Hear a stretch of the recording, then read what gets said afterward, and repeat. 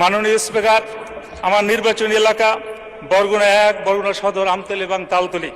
আমরা এই বরগুনার যে লক্ষ কোটি মানুষ বসবাস করতেছে, আমাদের বরগুনা উন্নয়নের দিক থেকে একেবারে পিছিয়ে।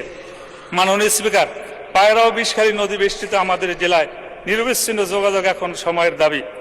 জনভোগান্তি লাঘবে এই রুটে দ্রুত একটি আধুনিক ফেরি সার্ভিস চালু করার জোরালো দাবি জানাচ্ছি।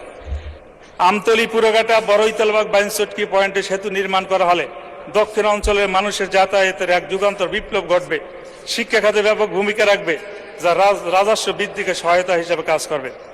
মাননীয় স্পিকার, তালতলী উপজেলার প্রশাসনিক গতিশীলতা আনতে তালতলীকে দ্রুত পূর্ণাঙ্গ পৌরসভা হিসেবে ঘোষণা করার দাবি জানাচ্ছি।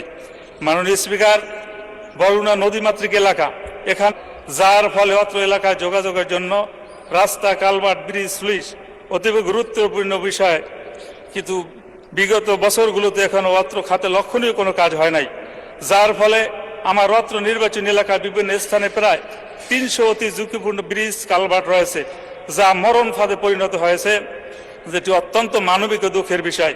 তাই আমার নির্বাচনী এলাকার রাস্তা, ব্রিজ, কালভার্টগুলো অতি দ্রুততার সাথে পুনর্নির্মাণ একান্ত প্রয়োজন। মাননীয় স্পিকার, তালতলী বরগুনা থেকে বিচ্ছিন্ন একটা উপজেলা, এ জায়গায় একটা দ্রুতগামী একটা ফেরির ব্যবস্থা করার জোরালো দাবি জানিয়ে আমি আপনাকে অভিনন্দন জানিয়ে শেষ করছি। আল্লাহ হাফেজ। আসসালামু আলাইকুম রহমতুল্লাহ। ধন্যবাদ মাননীয় সদস্য। আপনিও আপনার পূর্ববর্তী বক্তার মতো দেখে দেখে পড়েছেন সংসদের রেলর নাম। ভবিষ্যতে না দেখে বলার অভ্যাস করেন, এটা সংসদের রেওয়াজ, যেটি আমাদের সকলেরই মান্য করা উচিত। অত্যন্ত বিনীতভাবে আপনাকে জানাচ্ছি ধন্যবাদ।